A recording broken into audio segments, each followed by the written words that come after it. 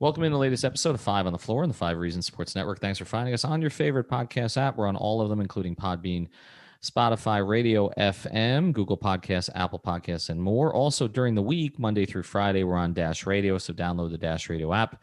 Search for Nothing But Net. We're there every single day, Monday through Friday at 7 p.m. Also, fivereasonsports.com with all the latest stories from our newly appointed lead heat writer, Brady Hawk, and everybody else on that website and our YouTube channel. As we speak, we now have a name for the post-game show there.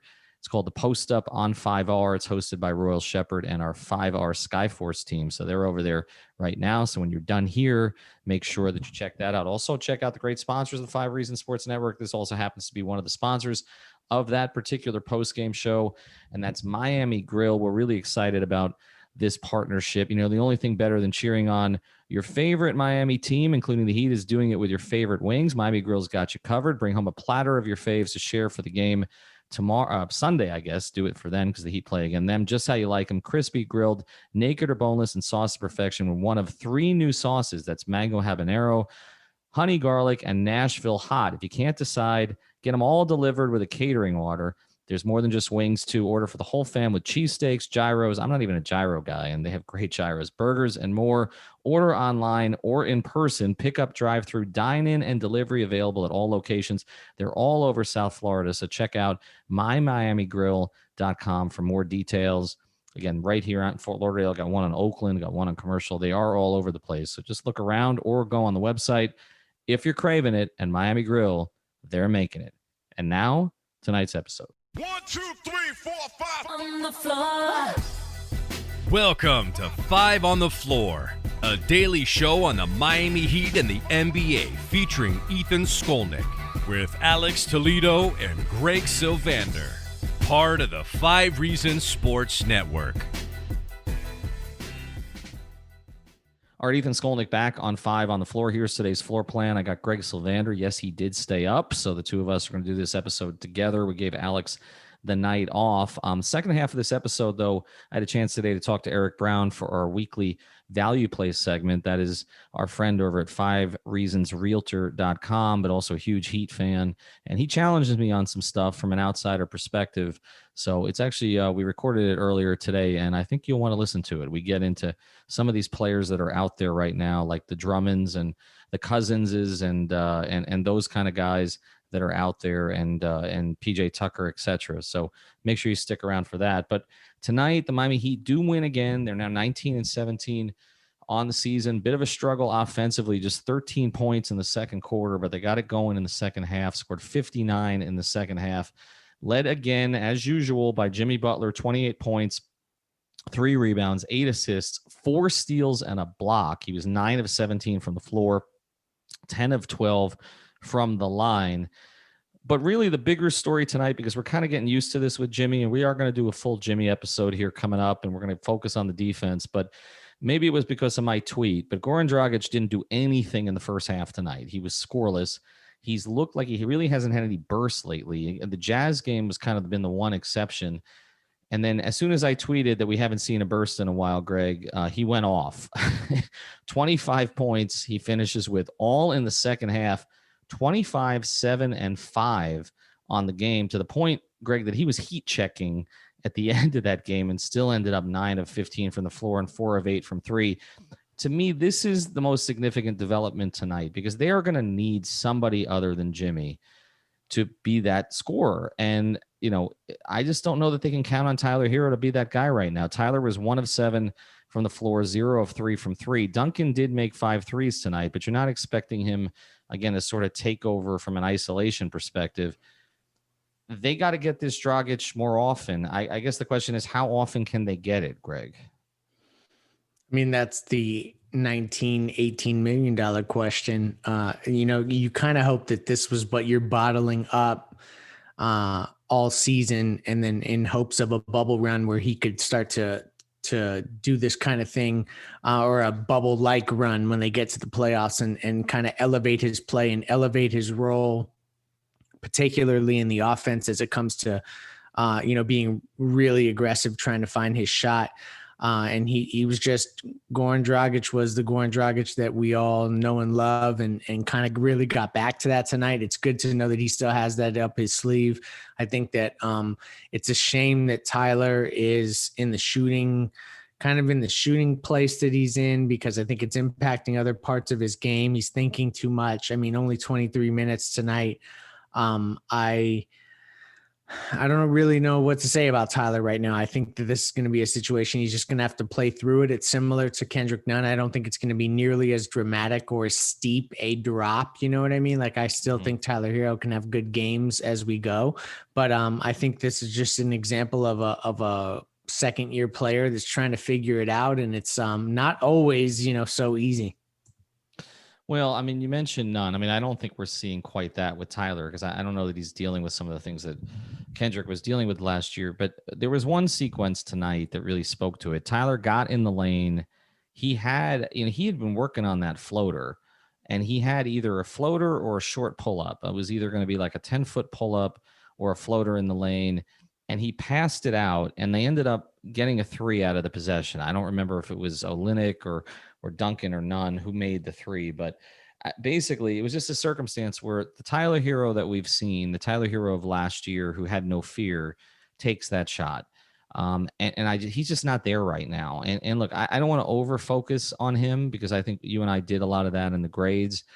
Obviously there's added import to it, because people are kind of looking to see if he's going to end up being that third piece, or whether he's a piece that you trade for somebody else. And I don't think that you give up on him at this stage. I mean, his season does not dictate giving up on him. It has not been a bad season by any stretch, but I just think that some of the flair that we saw last year has not been there this year. And I don't know if it's because they put too much on his plate at the beginning and he was thinking too much, or because, he was at least maybe not by the Heat, but certainly by Heat fans being thrown into every rumor and everything else that was going on, or it's just the product of it's 2 months after the bubble last year. He didn't have a lot of time, from that. He made the big improvements, it seemed like, during the COVID break prior to the bubble.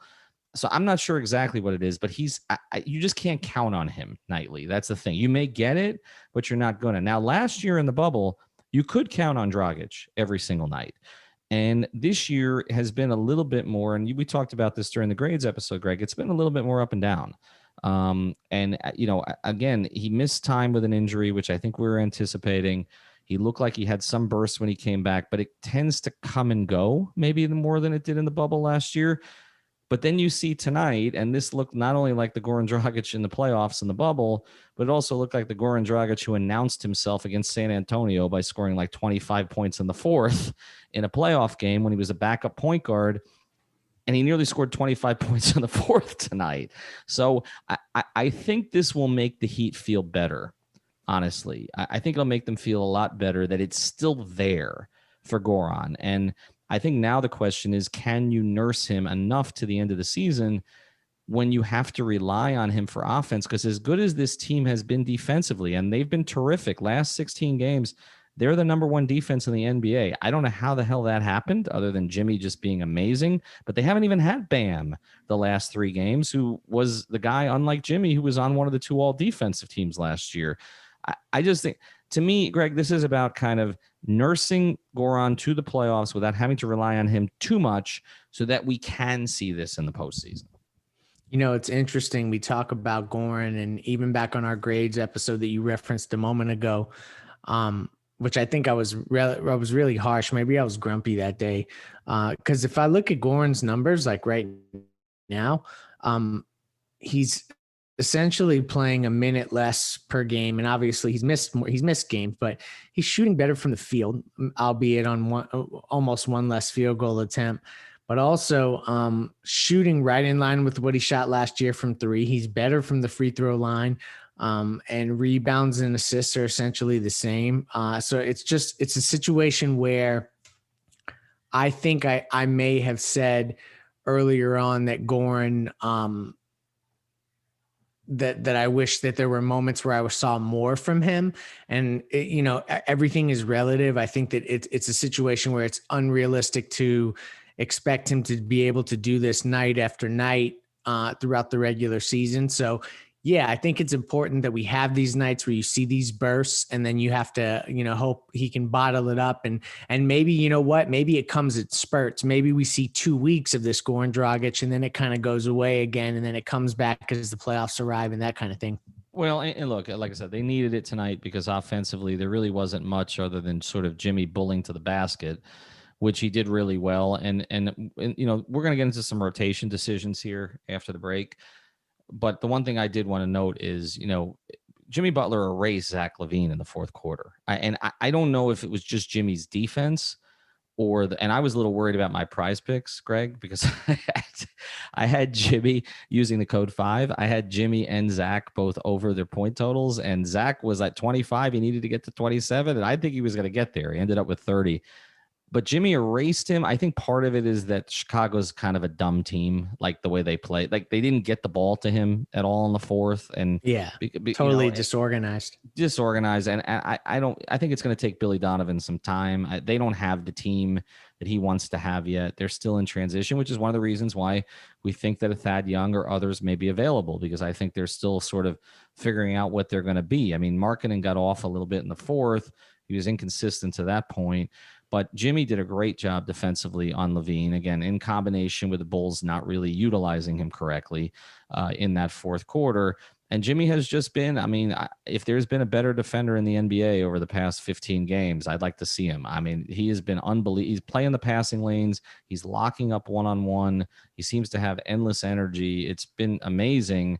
And we are going to do a longer episode kind of focusing on exactly, what's gone on defensively, because look, they're still playing Duncan Robinson. They're still playing Kelly Olynyk. They're still playing Tyler Hero. They're still playing Goran Dragic. They don't have Bam Adebayo. And all of a sudden they're an elite defense when their personnel would not, other than Jimmy Butler and I guess 36, 37-year-old Andre Iguodala, would not dictate that. So it's been kind of amazing. So we'll get into that in future episodes. I think we're going to deep dive on it maybe early in the week. But before we do, we're going to get into a little bit of rotation talk here. And we're going to tell you about another of the great sponsors of the 5 Reasons Sports Network, and that's mybookie.ag. If you want to bet, this is what we recommend on 5 on the floor, not just on the NBA, but March is here, so the madness has officially begun. It's time for you to shoot your shot and score big on the nonstop action with MyBookie. Select the winners. They got a special thing going on.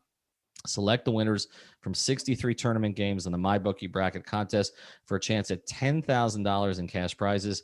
And it's only $1 to enter. It doesn't matter whether you're filling out multiple brackets, betting the national championship winner, or simply looking for player and game props. MyBookie has you covered. So sign up at mybookie.ag. We've made it easy for you. We changed the promo code to just 5. So it's not 5 on the floor anymore. It's just 5, F-I-V-E, to secure a deposit bonus up to $1,000. That's the promo code 5 to claim your first deposit bonus. College ball, NBA, and NHL. Panthers are hot right now. No matter the sport, no matter the minute, from tip off the buzzer, MyBookie puts the action in your hands with in-game live betting. So go to mybookie.ag, use the code 5. Greg, before we get to the value play segment tonight, what do you make of Precious playing 3 minutes tonight after he was kind of benched last night? He threw the ball away. Eric kind of got upset at him, period, and didn't play again. And Chris Silva playing 12 and Okpala playing 25. No Harkless, by the way, but 25 for Okpala. And 12 minutes. And I thought actually this to me was like the best Chris Silva's played since early in his rookie season. Yeah, for sure. There's a few things here that I think are really interesting. One is that with Precious now kind of getting yanked from the last game, it appeared. So, and Chris Silva, there was an example and a message sent there. As subliminal as some may take it to be, that it was sent. And then tonight, he gets out there, looks uneven again. And I think this is a situation where Precious has hit the rookie wall, and there's no doubt about that. I don't know if it's coming a little earlier than maybe usual, but I guess not. This is probably around that time. So I would imagine that there's a chance, and this is further going to complicate the big man situation and could open up other conversations for us down the line and other pod topics, is that like if Precious becomes non-functional, then you're really in a pickle when it comes to like this whole big man situation on the roster. So it's dicey when you think about it in the context of if he's being phased out and he's not playable for some stretch, what does that mean? Because I don't know that Chris Silva, yeah, he got 11 minutes tonight and he always plays hard, but I feel like when you play some of the best teams in the league, you just get outclassed when you get Chris Silva on the floor too long. So I'm a little worried about that if that's for an extended stretch, and you just hope that maybe some trade reinforcements could be on their way. Well, I think it's indicative that, if we were expecting Precious to kind of take another leap during the season, that might kill the idea of them needing another big. I think what we've seen in the past week is that that's probably not going to happen. And so, that kind of just leaves you with Olynyk, with Bam, because like I said, I don't think that the plan was, Chris Silva has been in mothballs for half a season. And he's pretty much the same play. You know what I'm saying? I thought he did what he does well tonight. But there's not a whole lot else there, right? So yeah, I think Chris Silva could be Joel Anthony one day, but this is not a team that needs Joel Anthony right now. Correct. And they're not going to, and this team wouldn't have played Joel Anthony down the stretch of games. Okay. Not the way that they're configured. Joel would not have been, somebody, and again, we love the Warden, but this is a different kind of Eric Spoelstra team. That kind of team just needed, a big to block some shots and run the floor, and have some energy next to Bosch. And at times they needed more than that, didn't have it, right? Which is why they experimented with 12 different centers before they finally turned it over to Chris as the lead center. This team does not need that. This team needs a player to actually play next to Bam that can stretch the floor. It's not going to be Precious this season. It's pretty clear. And so you're pretty much just reliant entirely on Olynyk, which again is why we get back to this same point. You can't really trade Kelly for another big and think that's going to make you better. You need to keep Kelly and get a big. And especially when, even when Bam comes back. Kelly tonight was a +7, 9 points, 9 rebounds, 3 assists. He was 4 of 11 from the field, but he was fine. And I actually think, his defense was pretty good again tonight, and it was really good last night. So I think the Precious thing, Silva playing for Precious is a net negative. It means you've gone backwards, in my view, at least for this part of the season. And it does indicate that they're going to need another big there. All right. When we come back, and again, we appreciate you sticking around. Got a chance to talk to Eric Brown today from 5reasonsrealtor.com. You want to see someone else kind of press me on some of my opinions. He was not a fan of my grades. I'll just leave it there. Not a fan of my grades. Greg, people thought that you were too easy. He thought I was too easy. So we're going to get into that here in a second. We'll be back on Sunday after the Heat's next game. And again, as I got this wrong on Twitter, the Heat are now 20-18. I apologize. Not 19-17. I've lost count. They're 2 games over 500. Thanks for joining us. All right, welcome back to 5 on the Floor on the 5 Reasons Sports Network. Now we're going to bring you one of our regular segments here. It's with our friend Eric Brown. You can find him at 5reasonsrealtor.com, F-I-V-E, reasonsrealtor.com. We call it Value Plays. It's where kind of takes a look at the numbers, just sort of way he does in real estate, tries to bring things down, sometimes puts me on the spot a little bit. We got 3 basic topics every week. Eric, let's get to number 1. Well, first, what value do we put on players with expiring contracts of more than $20 million annually, whose teams, suddenly issue press conferences, shortly before the trade deadline that have verbiage like, "We've mutually agreed that player X is not going to play anymore"? This is like the NBA equivalent to, I've gathered up all of my old, out of style, previously very expensive designer clothes and put them on the curb for trash day, which is March 25th. But while they're out there waiting for the trash truck to pick them up, you can buy them. So the answer is they're not worth much. LaMarcus Aldridge, who there's been a lot of discussion about being connected with the Heat, the Heat the Spurs are literally willing to pay him not to play. Why? Because they're 9 points per 100 possessions worse with him on the court. So when you read an article like Greg Swartz wrote in Bleacher Report about the Heat trading Iguodala and Olynyk for LaMarcus Aldridge, you got to understand that's a ridiculous and massive overpay. I'm with you on that. And actually, I think I tweeted my response to that was the Heat would never do this.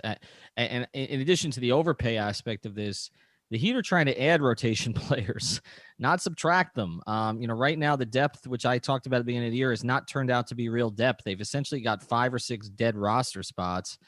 And so you can't have a situation where you're trading 2 guys who are playing already for one.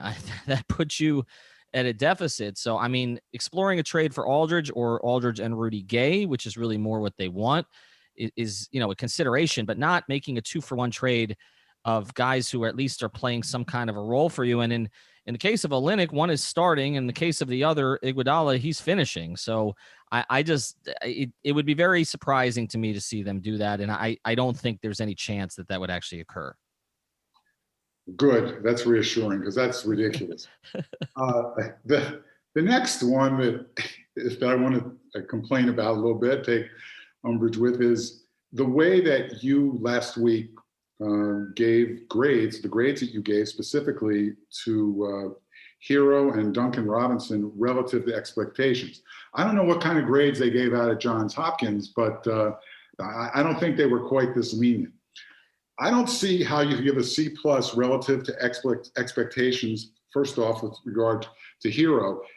C means satisfactory or average. I don't see how going from what we saw in the bubble, where he was, hey, this could be a future star, and then I don't know if we want to trade him for James Harden. We installed him as a starter, and then now the perception of the national media is he's not having a great year. And even one scout that Barry Jackson quoted in his article last week says he has the feel of a 6th man to me. That's not somebody that just kind of met expectations in an average or satisfactory way. And then the last one, and then I want to hear your comments, Duncan Robinson. It's maybe to a little lesser extent. Duncan Robinson last year was the 4th leading 3-point shooter in the NBA. He had basically, as you know, like a historic catch and shoot season at 44.6%. This year, at 38.6%, he's 73rd in the NBA in 3-point shooting. Last year, he was 8.8 percentage points above league average. And this year, he's only 1.8% above league average. And while a little regression was probably expected, I'm disappointed in both of these players, much more so in Hero. And I think we kind of leaves the Heat with a problem if these are the guys that they were thinking about trading to get that superstar, that 3-level scorer we start talking about, because their value is not as good, let alone their contribution to everyday play. All right. First thing, I think a lot of that is fair. What I will say is I actually think I was the harshest grader on at least one of those 2 guys. I think I was the second harshest on the other. So I was not the most lenient. I will say that. Let me take them individually. As far as Hero goes, my thought on that is this. I'm with you that he has not been as consistently impactful. With that being said, I think there's a little bit of revisionist history about his rookie season. He went through some dead patches in his rookie year. We're remembering certain things that happened in the bubble. And yes, his game did elevate in the bubble. His numbers now are actually pretty similar to what they were in the postseason, at least up until the finals. So, he has improved since last season, statistically, pretty much by every measure, except the shooting percentage, which I do think some of that was a result of too much responsibility early in the season. But actually, he has improved since then, but I think people are measuring him against the second season he played last year in the playoffs. And so he's basically been a flat line statistically and hasn't had as many of those moments that you remember. I mean, there's been no moment like the Philadelphia game last year where, he pulls up 1-on-3 on the break. I mean, I feel like he hasn't made a pull-up 3 all year. It's been a transition, and he made a bunch of those last year, had a bunch of flourishes. So I'm with you to a degree. He's not been as impactful as he was last year, but I think statistically, it doesn't really say that. Now, I do think where I did agree with you, and this is why I did put him in the C range, was because they were expecting him to emerge as a starter this year, and it didn't happen. And so their expectations were higher for him, I think, than he played out to. And so, I felt like a guy who improves statistically, it's hard for me to give him a D. As far as Duncan goes, I'm with you on that too. Now, again, the way he's being played has affected that, no question. And also the fact that Jimmy hasn't been on the floor with him as much this year, I think has really hurt him. So I think I cushioned his fall a little bit, but I've been pretty clear on this, Eric. Like, Duncan, to be a player you're going to pay $18 to $20 million to, and I think that's about where this was going to come in. You have to be special in that one thing that you do. And this year he's just been good. Okay. And I mean, there's nothing wrong with good typically if he was a player who did all the other things. But while he's gotten better in some of those areas, he doesn't grab as much on defense, a little bit better as a playmaker. He's always been an okay finisher. He just doesn't get a lot of opportunities.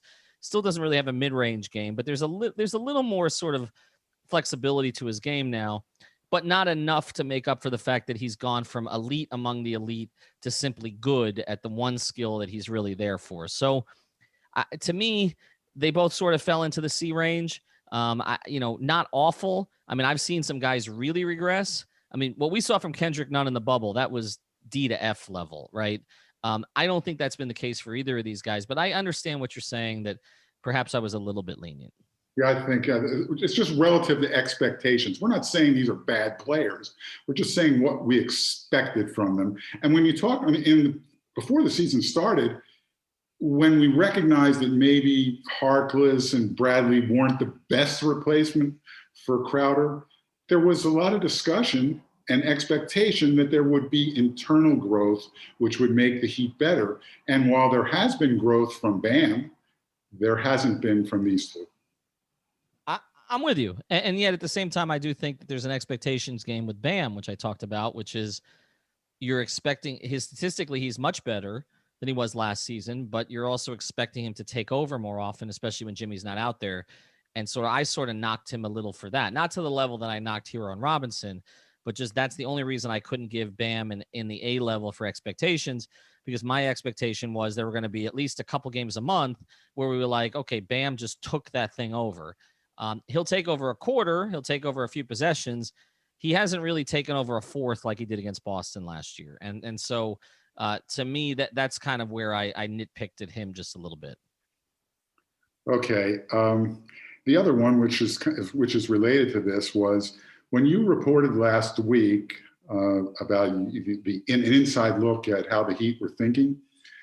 When you questioned them about flipping Dragic for a first-round pick, the response was, you said that they laughed at you and said, other organizations might do that.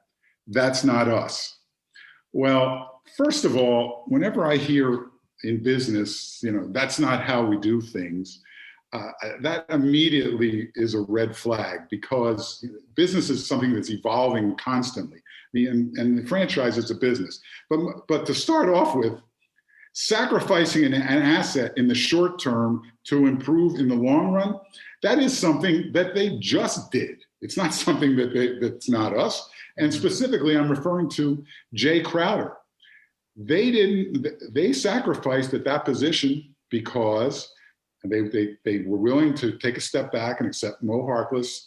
And even if you want to tell me that they had other players that they were thinking of getting, specifically Morris, he's not as good as Jay Crowder. So they knew they were taking a step back, but the reason that they were taking a step back was to take two steps forward, because they thought they could maybe get Giannis or they could get Bradley Beal. And I didn't disagree with that strategy. I think that was a gamble that was worth taking. I think that was a smart thing. I like the fact that the organization is trying to win the championship all the time. But when you talk about, we don't take a step back to go forward. We don't do that. Other organizations do that. Mm-hmm. That brings to mind to me, at times, the Heat they have a little bit of hubris. They have an organization that they should be very proud of. They're one of the best run organizations, but I think they get a little too full of themselves. That's like saying other organizations value draft picks. That's not us. Or other organizations, scout and sign Euros. That's not us. That's got them into problems. Those were not necessarily the best decisions. And right now, the have-nots in the league are valuing draft picks. Mm-hmm. They couldn't get Harden because they didn't have any picks to send. If Washington ever decides to trade Beal, they're going to want picks. These teams start over. And if you're not in a position to get to the NBA Finals, you got to start looking at some ways to get up first-round picks so that you can make that same jump that you wanted to make with Giannis. That's fair. I will say also another example of them taking steps back, or at least taking steps sideways to sort of preserve the future, would be kind of during Dwayne's prime, right? 2008 to 2010, where they did have opportunities to get guys. They almost got Lamar Odom, which might have sabotaged 2010, as it turned out, if Lamar had come. But, they made the sideways moves, the Sean Marion move, with Shaq, and then, for Jermaine O'Neal. And there were basically moves, where just sort of keep yourself competitive, but not really, really push forward. And we could look back now and say that, Dwayne's two best years were probably squandered, 2008, 2009, 2010. I've been mad about that like forever. Whenever I look at Dwayne's career, right, and I think Dwayne was frustrated about that. I remember in Boston, he said, I need help. I was there. I mean, he said that in the interview room afterwards. I mean, that was a game that the guy who was supposed to be his number two didn't know where the hell to go on the court, Michael Beasley, and was benched for the second half. And basically, Dwayne had enough long before that. But I do think that with Dwayne, there was a payoff. They brought in two of his best friends, or at least one of his best friends, another who became one of his best friends, and they won 2 titles and reached 4 finals in 4 years, and to an extent, carried him after his prime, right? Because Dwayne was really only Dwayne for the first season of the Big Three. After that, there were moments of Dwayne, flashes, so to speak, but not consistent, and he wasn't consistently healthy. So I feel like they made it up to him in the end. But yeah, we'll never know, right? Like if they had made splashier moves in 08, 09, but they were looking at players like Mo Williams, and I don't know necessarily that there was somebody that was going to get them over the top. So I understand what you're saying. I do think there's been some hubris in the organization. The Euro thing, they tried Sasha Danilovic and Martin Mursep, and Sasha just wanted to smoke. I mean, not my daughter Sasha, but that Sasha. And Martin Mursep was a complete bust, and they basically punted on international scouting for a decade. After that, and then we also look at like the draft pick stuff. I do think they've learned the lesson from the draft pick perspective, to the point, and I've told this story where when Danny Ainge was offering the world to get Justice Winslow, Pat Riley turned to Adam Simon, in their meeting and said, "You always wanted picks. Should I take the picks?" And the decision was made, take the player. So I do think that there's been a little bit more willingness on Pat's part to understand the value of those picks. And I do think you're right. One of the points that was made to me by the Heat about the Harden situation is that everybody's talking about how they could have gotten in on Harden, but they didn't want to trade Robinson and Hero. And they're like, it never really got to that necessarily because we just didn't have what Houston wanted, which ultimately Houston was kind of undecided, but ultimately what they wanted was just a ton of picks and a ton of pick swaps, and Miami couldn't get those. So I get what you're saying. I still agree. Now, it's a seller's market. If you were ever going to get a pick for Dragic, now would be the time, to do it. Assuming that there's a team that matches up. That that's another issue. But still, the other issue with that, of course, is that the teams that would want Dragic, right, are teams that typically are pretty good, that could use him for a stretch run. Like we're talking about a top 6 to 8 team in the league, right? And those teams are not going to have a high pick. So, protected or not protected, you're not going to get great value there necessarily. And I think the other problem is it's the collateral damage of that. This is an organization that, dealt with the Dwayne thing. And I think they're very committed to taking care of their most important guys. Dragic is one of them, and he also happens to be, their star's best friend on the team. And so I think that creates an additional challenge there. But yeah, they were never going to do it. Regardless, it's not their philosophy, even if Dragic wasn't Jimmy Butler's best friend. Ethan, I'll just want to make one point here, and I'm going to let it go. Let this go. I want to beat it to death. If the Heat had said to you, Goran is too important to our team. If we trade him right now, there's going to be a huge hole that, for a pick, there's a hole that's going to we can't replace, or we can't do it for the reasons you just said, I'd be fine with that. I might prefer to have a draft pick as a fan going forward, but I'll understand it. But the response you got was something completely different, and that's why I'm taking issue with it. I got you. All right. Now, where do people take up with you for real estate? Where do they find you? 5reasonsrealtor.com. Also, I got a house that's been completely remodeled in Boca Raton. Going to be in the high fives. There's no inventory up there. So if you want to go live in Boca Raton, contact me. 5reasonsrealtor.com. I know that area pretty well. East or west? It's west. Okay. A very nice neighborhood. You're right. There's very little inventory out there. I can speak to that. All right, Eric, find him again at 5reasonsrealtor.com. The name is Eric Brown. Thank you, sir. We'll do it again next week. I'll look forward to it. Thanks for having me. Thank you for listening to the Five on the Floor on the 5 Reasons Sports Network.